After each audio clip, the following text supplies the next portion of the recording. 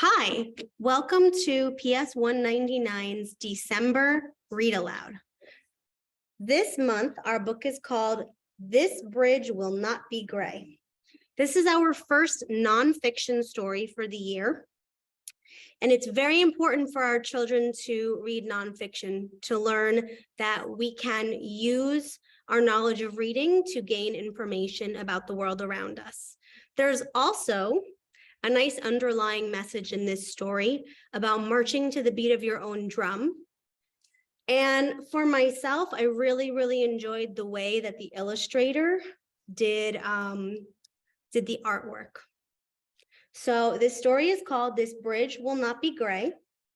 The words were written by Dave Eggers. So Dave Eggers is our author, and our illustrator, the person who did the artwork, is Tucker Nichols. I hope you enjoy. Добро пожаловать! В этом месяце мы читаем эту книжку. Она про мосты и почему мы красим мосты такого цвета. Я надеюсь, что вам понравится эта книжка, как она. Спасибо. Hola y bienvenidos a la lectura en altavoz de la Escuela Pública 199. Cada mes les presentamos un libro el cual ustedes pueden escuchar usando la aplicación Dojo. El libro de este mes se titula This Bridge Will Not Be Gray, de Dave Eggers e ilustrado por Tucker Nichols. Es un libro de no ficción acerca de asuntos reales y acerca del puente Golden Gate que se encuentra en el estado de California. En este libro aprendemos cómo se construyó el puente y por qué se eligió el color naranja para el puente. También aprendemos que para obtener lo que queremos, tenemos que luchar. Espero lo disfruten. Gracias.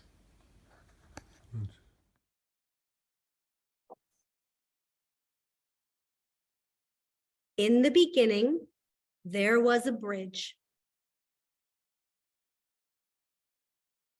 No. Before that, there was a bay that led to the ocean, and this ocean was the Pacific. The passageway between the bay and the ocean was called the Golden Gate. On one side of the Golden Gate was the Presidio, a military base at the top of the city of San Francisco. On the other side, there were only hills, green and yellow, rising high above the sea. Beyond these hills were a series of small towns along the coast. The only way to get to these towns was by boat or by going very far north and coming back down again. It was not easy. So, over the years, many had proposed building a bridge between San Francisco and these hills. But many more thought that this was a very bad idea. It will mar the beauty of this land, they said.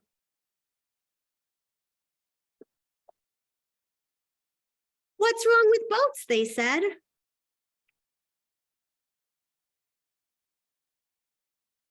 But this book is not about the debate to build the bridge. This book is about the shape and color of the bridge they did build. In 1928, it was decided to build a bridge, and a man named Joseph Strauss was hired to design it. Originally from Cincinnati, Joseph was an expert in all kinds of bridges. The first design he came up with was the strangest, most awkward, and plain old ugly bridge anyone had ever seen. This is actually what it looked like. People compared it to an upside-down rat trap. They thought he'd lost his mind, but he had not lost his mind. He was a scientific man, and he had designed a scientific bridge. It was functional, but it was grotesque. Functional but ugly, the people said, wasn't good enough. This bridge, built to span this beautiful land against this beautiful sea, had to be beautiful itself. So he tried again. This time he asked for help. One of his helpers was Leon Moiseif. Leon had come to the USA from Latvia and had become one of the most respected bridge designers in the world. He designed the Manhattan Bridge, which is believed to be in or near New York City. Leon designed a suspension bridge, one with swooping lines and tall towers. It would be the longest suspension bridge in the world. It would be the tallest, too.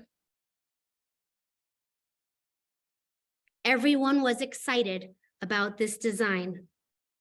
"I like it very much," said this man. "My aunt likes it very much," said this woman. The third person was chewing food, but seemed to agree with the other two people. But still, the bridge appeared a bit stern in style. So Joseph and Leon asked another person named Irving Morrow to help out. Irving Morrow was an architect, and his wife Gertrude was an architect too. And together they lived not far from the Golden Gate. They designed homes and gardens, but Irving had never designed anything at all like a bridge. Nothing this big or grand or important to so many people all at once. Irving threw himself into the work. He suggested that the bridge have vertical fluting and Art Deco flourishes. He suggested pedestrian walkways on either side of the bridge. He suggested that there be beautiful lamps along the walkways. Just about none of these things was necessary for the functioning of the bridge. They could have just built it plainer and cheaper and quicker, but Irving Morrow thought that the bridge could be both a bridge and something like art. This was a new idea to many of the people who were involved in this project. So eventually the bridge was designed, and steel workers in Maryland, Pennsylvania, and New Jersey began building the bridge piece by piece in thousands of sections. These sections were put on rail cars and then on boats, and these boats took these parts all the way down the coast of North America, through the Panama Canal, and up the coast of Mexico and California.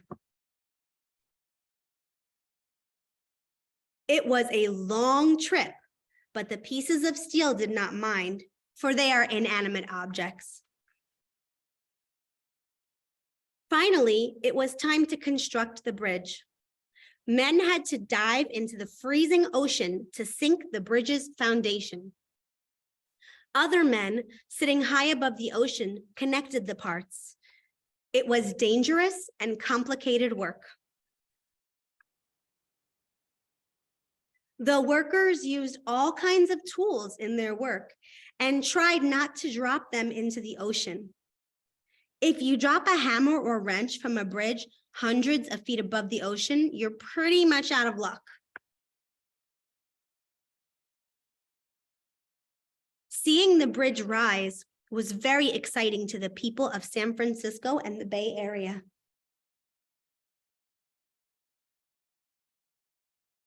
We should stop here and mention that today, San Francisco is a city of about 800,000. It is one of the more unusual cities in the world, given that it's built on and around 49 hills, some of them as high as 928 feet. Have you been to San Francisco? Some of these things you have to see to believe. It is a strange place. San Francisco is one of many dozens of cities and towns built around the Bay. Together, these cities and towns make up a region known as the Bay Area. The bay it's named for is the one that leads to the Pacific Ocean. And this bay leads to the Pacific Ocean through the Golden Gate. Remember that? And the Golden Gate was where they were building this bridge. And it was going up just fine. They estimated that it would take 4 years to build it, with thousands of workers working on it. But there was one thing that had not been decided. They had not decided what color to make the bridge. Isn't that a strange thing that a very large group of adults would undertake a project of this size and not have a color picked out? But that's how it sometimes is. In this case, everyone decided that by the time the bridge was finished, they would have the color part figured out. So they kept building it. First, there were the cables. No, wait. First, there were the towers. Of course, the towers were first, and they were astonishing to all.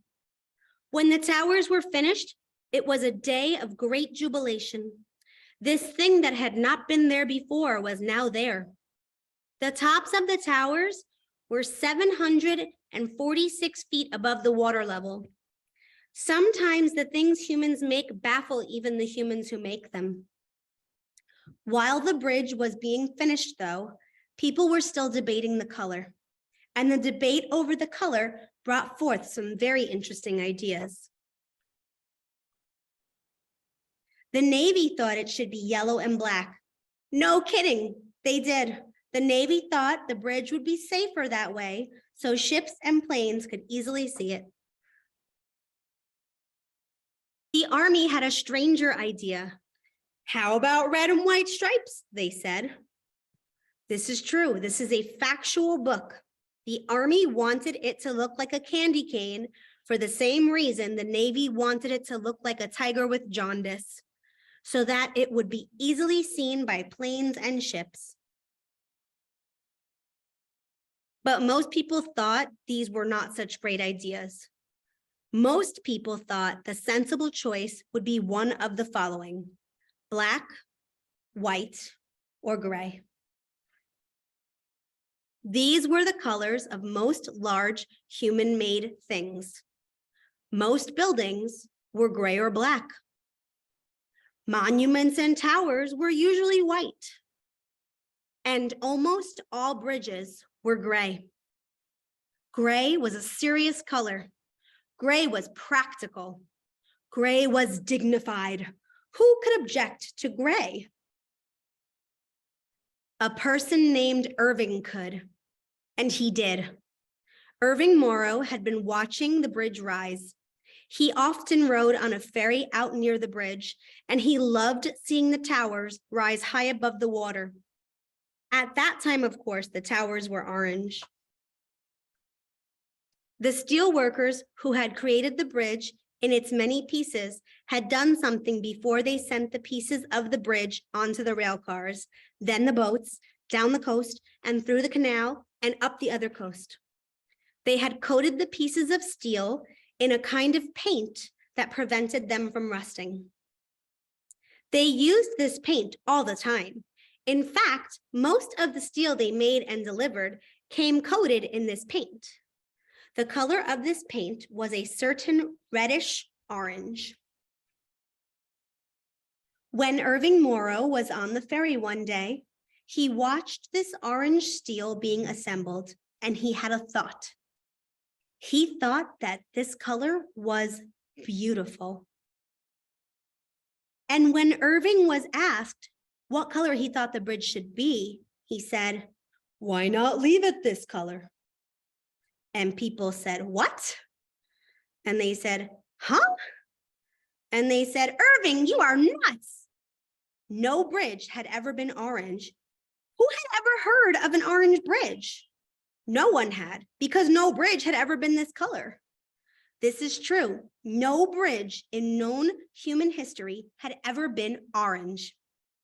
And for a good portion of the human race, because something has not already been, that is a good reason to fear it coming to be. But as the debate continued about the color of the bridge, an interesting thing happened. Other people noticed the same thing Irving had noticed, that this accidental orange somehow looked right. A woman named Ada Clement noticed.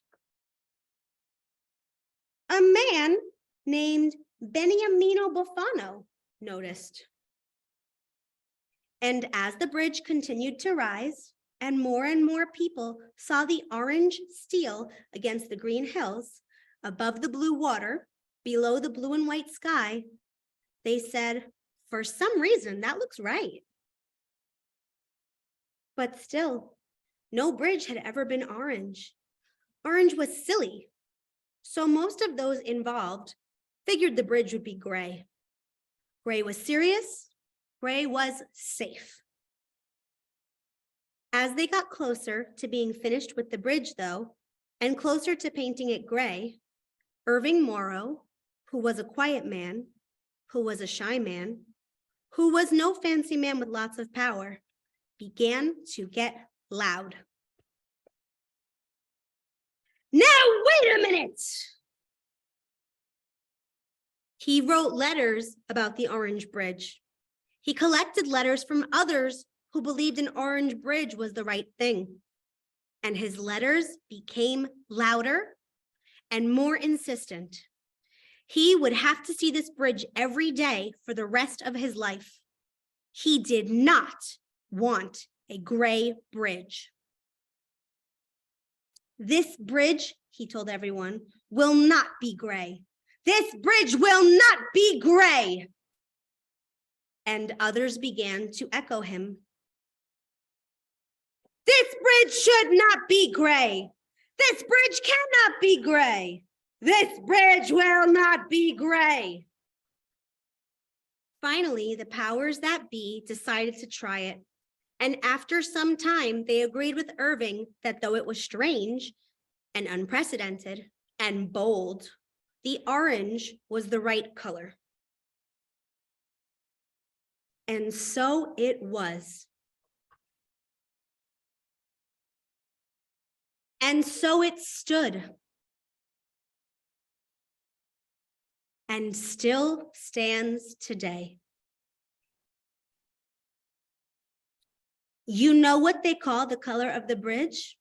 It has an official name, International Orange.